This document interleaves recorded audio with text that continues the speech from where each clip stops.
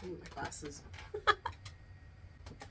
I come over here every morning to do my morning knitting, and every morning I forget my glasses. Okay. So this is a new segment that I'm thinking about adding to the podcast. And basically what I'm doing is a knit and chat. And I've been wanting to do a knit and chat for a few years now, but couldn't really figure out how I wanted to go about doing it. I remember putting out a poll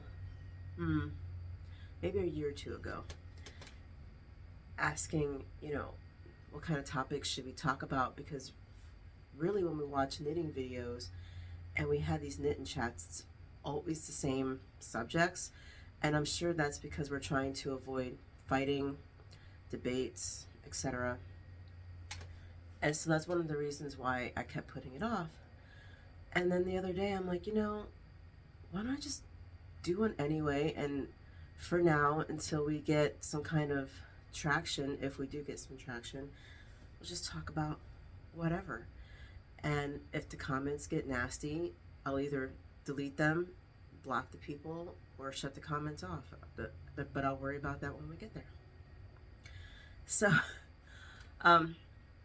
what I'm working on these mornings, probably for the last couple of weeks. Actually, technically I've been working on these for longer than that. I've had to rip these back a few times. They're slippers, and slippers are easy, except these are for my mother-in-law, and she has a weird foot, right? So I'll tell you the story about these. For those who don't know, my in-laws just downsized from a house that my father-in-law has been in for 50 years. So there's a lot of crap because they never got rid of anything. It's been a journey. But he had remarried after my mother-in-law had died. And she was a knitter while she was going through chemo. I think she kind of stopped after the treatments and stuff. But she was holding on to all this yarn. And as we're cleaning stuff out and I'm getting ready to figure out who I'm going to donate yarn to, it wasn't anything I really wanted. She asked me to make her some slippers with this Just Yarn Chunky. And here we go. So the thing is with her foot, she's got a narrow foot, and she's got this hump on the top of her. I think it's just a bone structure, honestly, and it's just the way her arch is or something. I don't know. But then, after the heel, she has, I think it's edema. Correct me if I'm wrong. But right after the ankle, she's got a lot of swelling. So what I'm wanting to do, and I'm not trying to make long leg of the sock, or the slipper, I should say. I'm just trying to shape it in a way where it'd be comfortable for her foot, right? So the first time I did it and I went over to their place, her foot was swimming in these because I was making them to my size, and that's when I realized that her foot was really narrow, because I was just going by sight. I didn't do a template or anything. That was probably my fault to begin with, but moving and chaos and all this stuff, that was not on my mind. So I ripped it back, which was fine. I was only maybe 3 inches in, whatever. So then I did it again and kind of adjust. What I did was for the front of the foot, once I got to where I thought that hump started, I added stitches. And you can kind of see it here where it's starting to go this way, just a little bit right here. Just to accommodate for that, but only on the front part of the foot, not in the back. So I didn't change any stitches on the back. And I think I started early, but it worked because, I put it on her foot. Okay, fine, whatever, kept going. They came over again, I don't know, beginning of last week. I was at the point where I just started turning the heel on the first foot on the back. That's when I figured out how long her foot was. Because again, I wasn't thinking about templates and blah, blah, blah. My fault, whatever. I don't mind. This is real back burner knitting for in the mornings, because my craft room gets really hot in the morning where I normally sit. So I sit back here because it's cooler.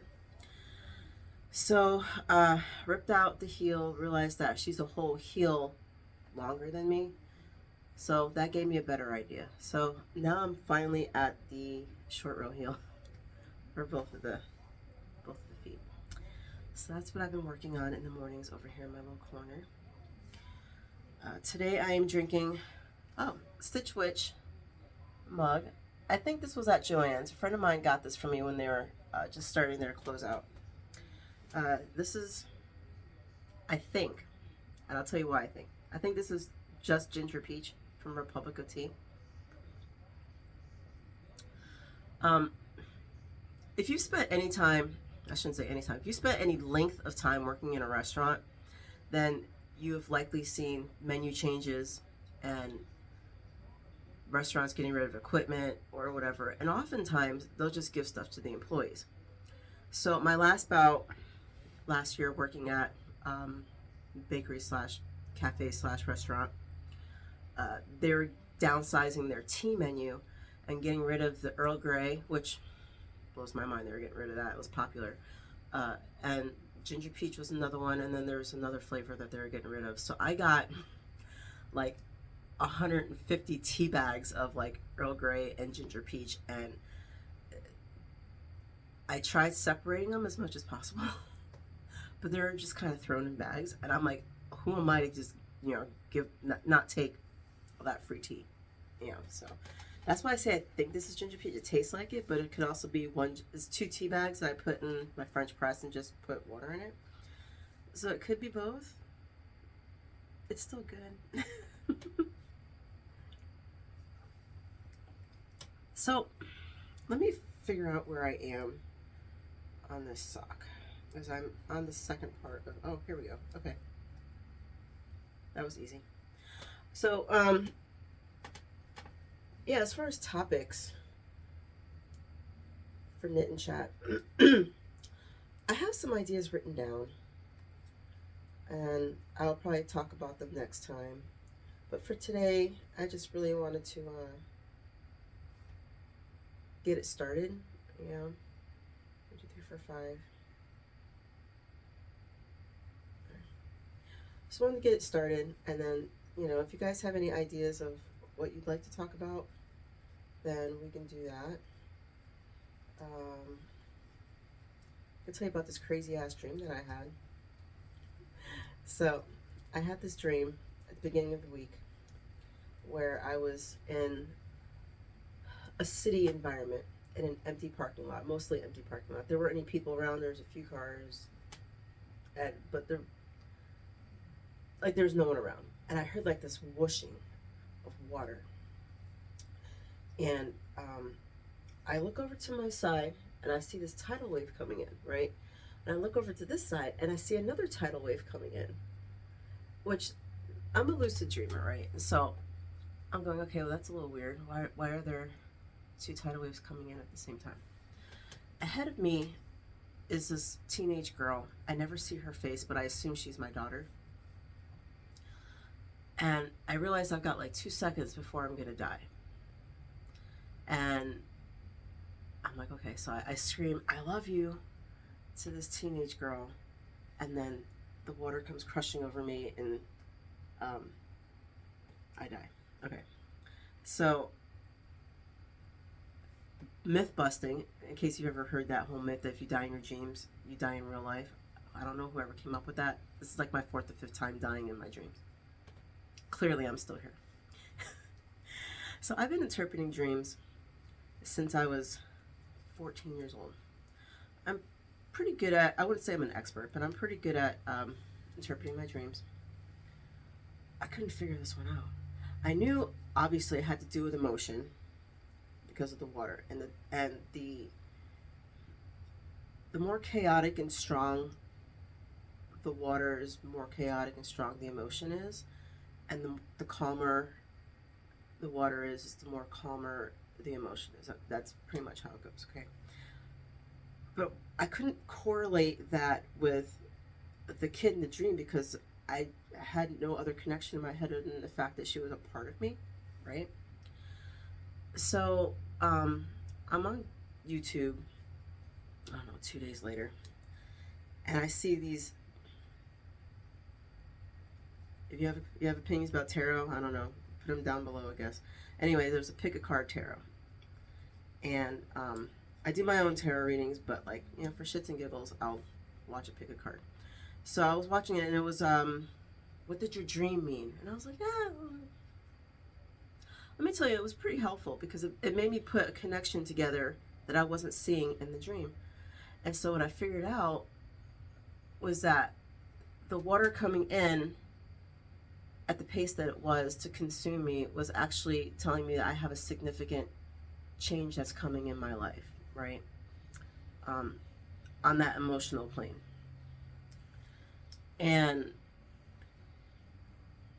the part I was having the problem was with the girl, right? And so it came to me later that the girl is me, because a year ago I started on this journey to heal my inner teenager. And if you've kind of looked around on, like, you know, inner child stuff and healing inner child stuff, I started working on that first a few years ago.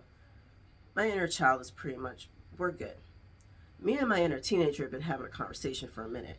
So I've been working on that for like the last year. And so that was actually really helpful, because then it told me that I was going to have a significant change for the good in this healing that I'm going to have with my inner teenager, which is awesome because that's what I've been working on. You know, so that's what the dream meant. So that was the problem that I had, was I couldn't figure out the correlation between the emotion and the girl. So anyway, so that was that. I went out last night to a cherry blossom pop-up bar. I don't think I have photos up anymore on my phone. I think I got rid of them. I'm not really one to take photos. I try, but then I never look at them, and then I hold on to them, and it's just like whatever. So I went to a cherry blossom pop-up bar at the Sheraton, downtown Nashville. If you've been in Nashville, oh God, I don't remember when they stopped doing this. Maybe 10, 15 years ago. So you have to be an old schooler. The Sheraton has like this at the top. They have like this round. It almost looks like the CN Tower, but very squat. Okay, it's like that round thing, and it used to turn so you could see the whole skyline of Nashville. And I think they stopped turning it like pre-COVID, like I don't know, 10 years ago or something. And then like every once in the blue moon, you might see it turn like that. For whatever reason, they just don't turn it anymore. And finally, after 20 years, I get to go into this hotel to go up where it used to be a restaurant, and now it's just a pop-up bar, and it's not turning. And I'm like, But it was really cute. Like I said, it was cherry blossom themed, and they had it all decorated and stuff, and they had a drink menu that was all the alcohol was from Japan, so it was like different fruity flavors and stuff like that. And then they had like a menu. I didn't eat from the menu, but it was different types of sushi and salads and things like that. So I did that last night, and now I'm here. I got home like after 12, but it was fun. So I think I'm gonna cut it here because I want to keep these knit and chats short. Don't know what I'm gonna talk about next time. I do have a list, like I said. And you know, if it gets touchy, it gets touchy. I'm probably not gonna talk about anything political unless it's really enraging me. Let's be honest, how many things in politics right now are not enraging? But like if it's like really on my mind, I might bring something up as far as that's concerned. I'll probably talk about my background a little bit more because it has been a while since I've done that, and so some new people might want to know about my background and how I grew up and, you know, all that stuff. So, all right, well, I will see you next month. I think I'm just going to do this once a month. So I will see you next month with another knit and chat. And in the meantime, if you have any topics you think would be fun to discuss, knitting or otherwise, you know, let's talk about everything. That's one of the things that I wanted to do, is just talk about everything. I don't want to keep things off the table unless it's, you know, and if it gets messy, then we'll keep it off the table. But we'll see you until then. So, all right. Well, have a good rest of the day, and I'll see you next month. Bye.